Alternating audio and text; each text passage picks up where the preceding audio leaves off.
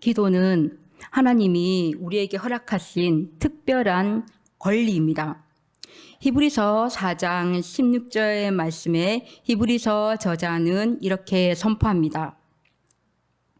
그러므로 우리는 긍휼하심을 받고 때를 따라 돕는 은혜를 얻기 위하여 은혜의 보좌 앞에 담대히 나아갈 것이니라. 아멘. 그러므로 우리는 긍휼하심을 받았다라고 기록되어 있습니다. 누구로부터 긍휼하심을 받았습니까? 앞절에 가면 14절에 대제사장으로부터입니다. 그럼 대제사장은 누구입니까? 하나님의 아들 예수님이십니다. 예수님은 사람이시면서 동시에 하나님이십니다. 예수님은 사람이셨기에 우리의 연약함을 다 아십니다. 말씀 속에 살아가려 부단히 애썼는데 내 속에 있는 분노와 화는 여전히 나를 지배하고 그 뿌리로부터 파생된 분노의 말과 가시 돋친 말은 주님께서 사랑하는 사람들에게 상처를 주기도 하고 내가 상처를 받기도 합니다. 또 우리의 두려움은 어떻습니까? 연약함으로 작은 것에도 벌벌 떨며 근심하고 두려워하죠. 우리는 육체도 연약하고요. 또 영혼도 연약하고 또 정신도 연약함을 고백하지 않을 수 없습니다. 나의 연약함을 예수의 이름으로 물리치고자 부단히 노력하지만 그 녀석은 또다시 찾아와서 슬며시 고개 내미며 언제 그랬냐는 듯이 버젓이 그곳에 떡하니 자리 잡아 있습니다. 예수님은 사람이셨기에 배고픔과 목마름, 피곤함, 그리고 공포와 두려움, 아픔과 슬픔을 다 아십니다.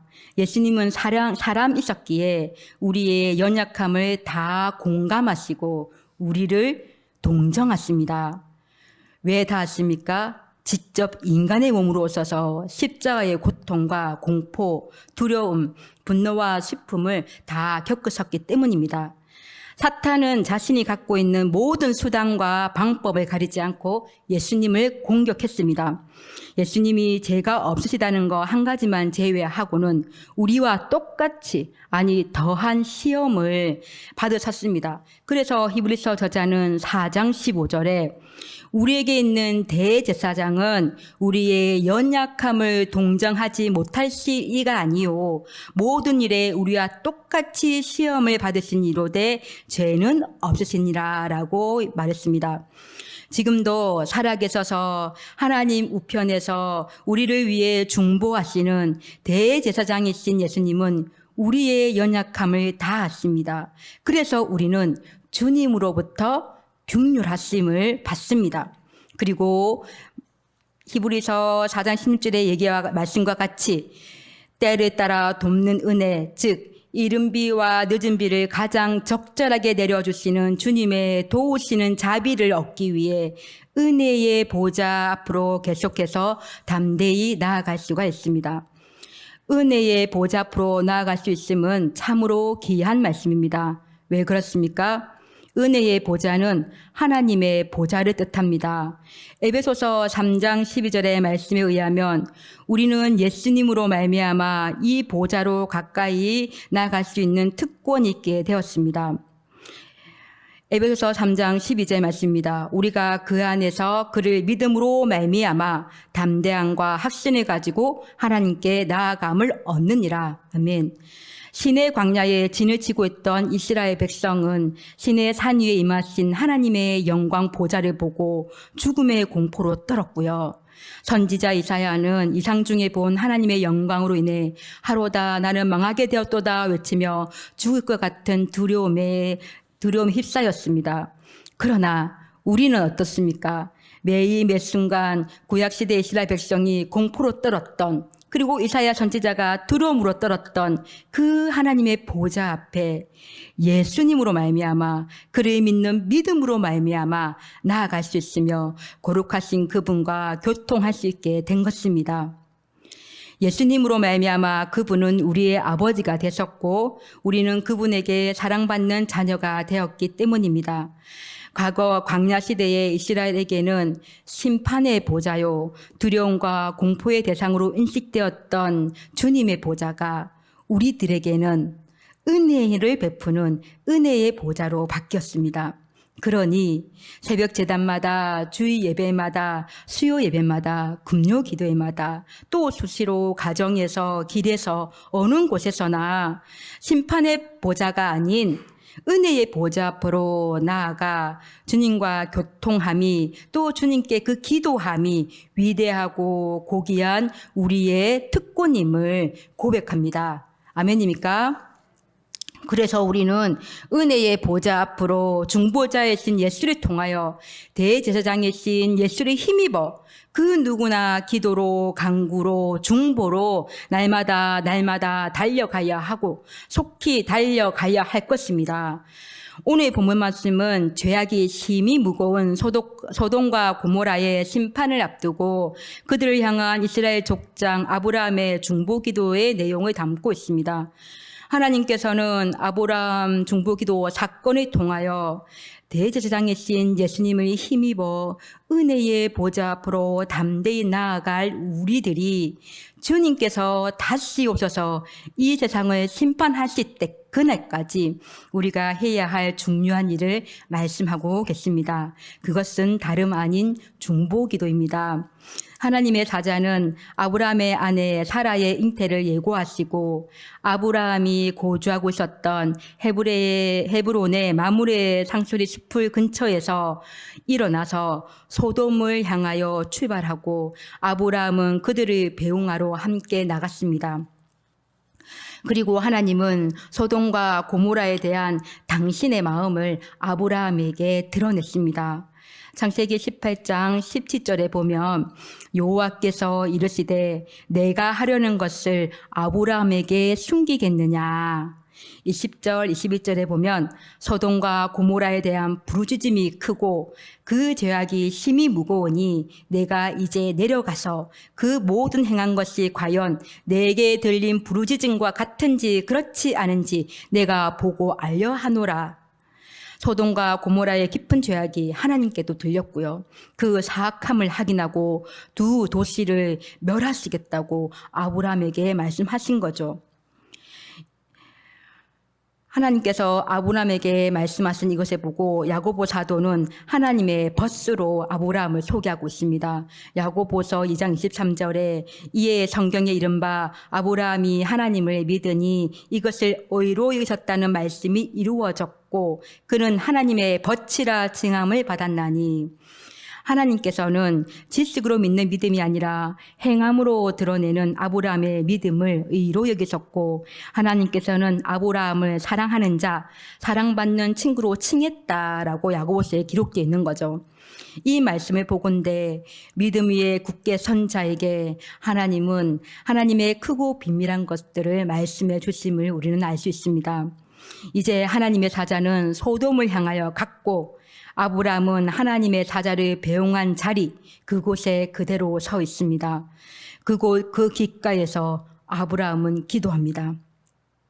하나님의 마음을 알게 된 아브라함은 그 깃가에서 바로 주님 앞에 간절하고도 친밀한 끈질긴 중보기도를 합니다. 주의 이름을 힘입어 그 누구나 은혜의 보좌 앞으로 담대히 나아가 기도하는 중보자에게 어떤 마음으로 나아가야 하는가. 아브라함의 중보기도 사건을 통하여 두 가지의 모습을 엿봅니다. 첫째는 간절함입니다. 아브라함은 간절함으로 기도합니다. 23절에 아브라함이 가까이 나아갑니다. 누구에게로 가까이 나아갑니까? 하나님께로 더 가까이 나아갑니다. 아브라함이 그 자리에서 더욱 하나님 앞으로 가까이 나갔다는 사실은 그가 소돔성을 향해 얼마나 간절한 심정을 가졌는가를 알려줍니다. 소돔과 고모라의 심판을 듣게 된 아브라함은 가만히 있을 수 없었습니다. 소돔과 고모라가 어떤 곳입니까? 유다서 1장 7절에서는 소돔과 고모라와 그 이웃 도시들도 그들과 같은 행동으로 음란하여 다른 육체를 따라가다가 영원한 불의 형벌을 받음으로 거울이 되었느니라 라고 기록되었습니다. 행동으로 음란하여 다른 육체를 따라가다가 성적으로 문란하고 타락한 도시였습니다. 요한계시록 12장 9절에서는 그 성은 영적으로 하면 소돔이라고도 하고 애굽이라고도 하니 곧 그들의 주께서 십자가에 못 박히신 곳이라. 이처럼 소돔은 영적으로 예수 그리스도의 십자가를 받아들이지 않고 끝까지 하나님께 대항하는 세상 나라들을 상징하기도 했습니다. 에스겔 16장 49절에서 50절은 소돔과 고모라에 대해 이렇게 말합니다. 내 아우 소돔의 제약은 이러하니 그와 그의 딸들에게 교만함과 음식물의 풍족함과 태평함이 있음이며 또 그가 가난하고 궁핍한 자를 도와주지 아니하며. 아브라함은 이처럼 죄악으로 가득 찬 소돔 땅을 위해 기도합니다. 그곳에는 그의 피부치인 사랑하는 조카 롯과 그의 가족이 살고 있었죠. 롯이 아브라함에게는 조카이기도 했지만 때에 따라서는 큰 아들처럼 힘이 되고 의지가 되기도 했던 혈육이자 가족이었던 만큼 각별한 관계였습니다. 아브라함은 조카 롯에 대한 이 애정을 기도로 시작해서 소돔과 고모라 땅 전체를 놓고 기도합니다. 왜냐하면 아브라함은 하나님께 그 땅에 의인 10명만 있다면 롯하고 그의 가족을 구원해 주십시오라고 기도하지 않았고 그 땅에 심판을 내려주지 말라고 기도했기 때문이죠. 23절에 주께서 의인을 악인과 함께 멸하려 하시나이까. 아브라함은 주께서 의인을 악인과 함께 멸하시는 것이 부당하다라고 말합니다. 그 성 안에 하나님의 백성, 하나님의 말씀에 순종하는 사람이 10명이 있으면 어떻게 하시겠습니까? 그래도 주님께서는 그 성을 기어이 쓸어버리시렵니까? 의인 10명을 보시고도 그 성을 용서하지 않으시렵니까? 그처럼 의인을 악인과 함께 죽게 하심은 주님께서 하실 일이 아닙니다. 의인을 악인과 똑같이 보시는 것도 주님께서 하실 일이 아닌 줄 압니다. 세상을 심판하시는 분께서는 공정하게 판단하셔야 하지 않겠습니까? 아브라함은 세상을 심판하시는 주님의 공의하심에 힘입어서 죄악이 가득 찬 땅에 살고 있는 영혼들을 위해서 기도합니다. 그들을 향한 긍휼함으로 간절하고도 끈질기게 기도합니다. 저는 이 말씀을 보면서 바울이 빌립보 성도들을 향한 그 마음이 생각납니다. 빌립보서 1장 8절 말씀에 내가 예수 그리스도의 심장으로 너희 무리를 얼마나 사모하는지 하나님이 내 증인이니라. 아멘. 바울의 이 고백은 비단 빌립보 교회 성도들만을 향한 마음은 아닐 것입니다. 바울의 생애는 교회를 위하여 성도를 위하여 눈물로 기도하며 아파하며 기도하며 근심하며 기도했는데요. 왜냐? 그리스도의 심장으로 영혼을 사모하였기 때문입니다. 그리스도의 심장으로 드리는 중보 기도는 자기와 이해관계에 있는 사람들을 위한 기도로만 머무지 않습니다. 이 세상을 향하신 하나님의 사랑하심, 잃어버린 한 마리의 양을 애타게 기다리며 사랑하심, 고아와 가부, 가난한 자, 병든 자, 죄에 억눌린 자를 향하신 하나님의 사랑으로 그 영역이 넓혀집니다. 죄악으로 만연한 세상을 향한 기도도, 나라와 교회를 위한 기도도, 병든 자를 위한 기도도, 원수들을 향한 기도도, 우리를 박해하는 자들을 향한 기도도, 우리를 버린 자들을 위한 기도도, 그리고 모든 사람들을 위한 기도도, 중보 기도의 근본은 예수 그리스도의 심장입니다. 예수 그리스도의 심장은 십자가 사랑입니다. 하나님께서 이 세상을 자신의 심장으로 사랑하셨고 그 증거로 예수 그리스도를 이 땅에 보내셨습니다. 예수님도 그의 심장으로 사람들을 사랑하셨고 완전한 구원을 이루고자 십자가에 달려 당신의 심장을 깨뜨리셨습니다. 그 피로 속죄를 완성했고 예수 그리스도를 믿고 십자가의 사랑을 믿는 모든 사람에게 그리스도의 마음을 심어주셨고 우리는 그리스도의 심장으로 그 마음으로 영혼을 사랑하기에 이르렀습니다. 아브라함이 하나님께로 가까이 나아가는 간절함의 기도도 주의 보좌 앞으로 날마다 나아가 담대히 나아가 기도하는 우리도 그리스도의 심장으로 영혼을 사랑하는 마음이 있어야 가능한 것입니다. 아브라함의 영혼을 향한 사랑은 간절함에서 시작되어 끈질긴 기도로 이어졌습니다. 의인을 50명에서 45명, 40명에서 30명, 20명, 그리고 10명까지 가면서 의인 10명으로 말미암아 멸하지 않겠다는 하나님의 약속을 받아냅니다. 아브라함은 죄악이 가득한 땅에 살고 있는 영혼들을 위해 그리스도의 심장으로 기도했습니다. 비록 의인 10명이 없어 소돔과 고모라는 멸망함의 심판을 받았지만 롯이 거주하는 성을 엎으실 때에 하나님이 아브라함을 생각하사 롯과 그의 가족을 성 밖으로 내보내셨습니다. 둘째는 이 말씀을 통해 우리가 누려야 할 마음 둘째는 겸손함입니다. 아브라함은 겸손함으로 기도합니다. 여쭤봅니다. 사랑하는 성도님, 새벽 제단에서 또 공적 예배에서 가정에서 길가에서 중보하실 때 우리에게 중보할 무슨 기도의 능력이 있어서 중보하십니까? 난 말씀을 선포하는 자이니 낙타 무릎으로 나아가는 자이니 조금의 능력과 특권은 있지 않을까? 난 그래도 기쁜 자로 주님 위에 많이 헌신했기에 조금의 능력과 특권은 있지 않을까? 난 60년 동안 기도의 자리로 나와왔으니 조금의 능력과 특권은 있지 않을까? 그러할 때 어떤 이는 이렇게 고백합니다. 난 이제서 예수님이 누구신지 이제서 알게 되었고 어떻게 기도할 줄도 몰라서 그저 고개만 떨굴 뿐이에요. 그저 하나님의 자비를 구할 뿐이에요. 사랑하는 성도님, 우리가 주님의 은혜의 보좌 앞으로 담대히 나아갈 수 있음이 혹 우리가 하나님의 의를 행했기 때문에 나아갈 수 있는 것인가요? 말씀 앞에 부단히 순종하며 애쓰며 나아가고 있기에 담대히 나아갈 수 있는 것인가요? 예배마다 난 다 참석했고요. 온전한 12조 드리고요. 하나님 사랑 전하며 복음 전하려 애쓰고요. 그러하기에 주님의 보좌 앞으로 나아가 기도할 때 담대히 나아갈 수 있는 것인가요?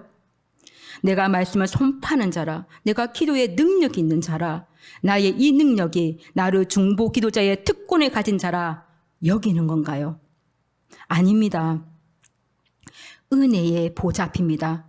우리의 행함과는 아무런 관계 없습니다. 말씀을 선포하는 자라 할지라도 60년 기나긴 시간을 기도하며 말씀대로 살려 애썼다 한들 오늘 처음 예수님을 믿고 구원받은 성도라 할지라도 똑같이 나아가는 은혜의 보좌라고 예수님은 말씀하셨습니다. 어떻게 기도할지 몰라 고개를 떨구는 성도님도 담대히 은혜의 보좌 앞으로 중보의 자리로 나아갈 수 있다는 것입니다. 그것이 바로 우리의 기도의 특권입니다. 그래서 30년 전에 우리도 또 지금의 우리도 주님의 자비하심을 구하며 긍휼하심을 구하며 은혜의 보좌 앞으로 나아갈 뿐입니다. 아브라함도 겸손함으로 나아갑니다. 27절에 나는 티끌이나 재와 같사오나 감히 죽게 아뢰나이다. 우리는 티끌, 먼지에서 시작돼서 한 줌의 재로 사라지는 인생 아닙니까? 아브라함은 온 땅을 심판하실 수 있는 하나님의 광대하심 앞에 자신의 진정한 시체가 먼지에 기원하여 한 줌의 재로 사라지고 마는 실로 보잘것없는 존재임을 알고 고백했습니다. 그래서 그는 겸손함으로 아뢰며 나아갔습니다.